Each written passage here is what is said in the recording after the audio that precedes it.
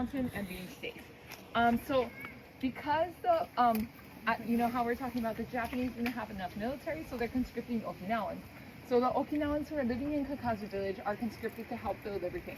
So that meant their evacuation was much, much later than it should have been.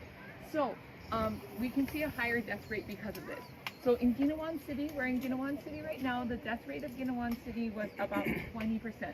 But for people who are living in Kakazu village, the death rate is 53%.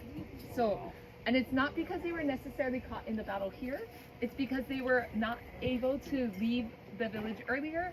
So once the US cut the island in half, they couldn't get to the north. Being in the north was safer, but they're smashed into the south, going into a smaller and smaller area, so they're getting caught in the battles. So they're not necessarily dying right here, they might be dying in Naha because they get caught in a battle of Naha. They might be getting caught in the very south Itaman and dying in a battle over there. In this village, 33% of all families were completely wiped out. So 100% of the families died. So there's a really, really high death rate here because the military was here and because they weren't able to leave and evacuate properly.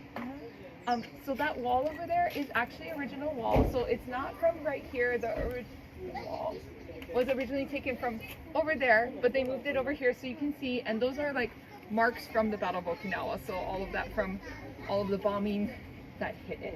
A couple years ago, so this is pre-COVID, so I'm not sure if the gentleman is alive anymore, but my husband and me came out here so I could prep for this class.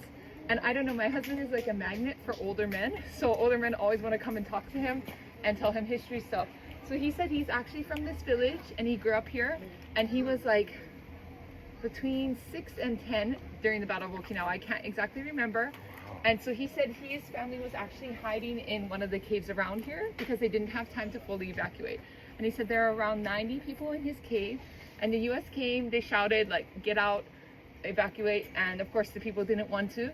So the US threw a white phosphorus bomb inside the cave.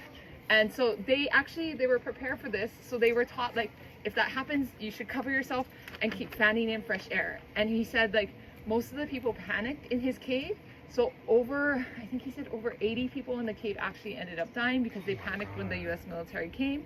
And he was one of the few survivors.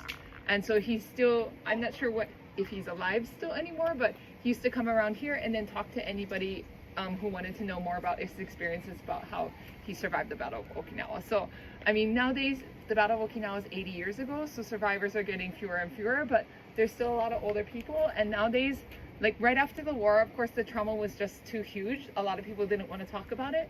But nowadays, they're starting to realize, like, if we don't tell our story, it's going to be forgotten. So a lot of older people are very willing to tell their story. If you do have the opportunity to talk to someone older, they might be very willing to open up to you about what their experience was and how they ended up surviving the war. Any questions on that? Okay, so we can head on up if anybody wants to take a look at the wall there.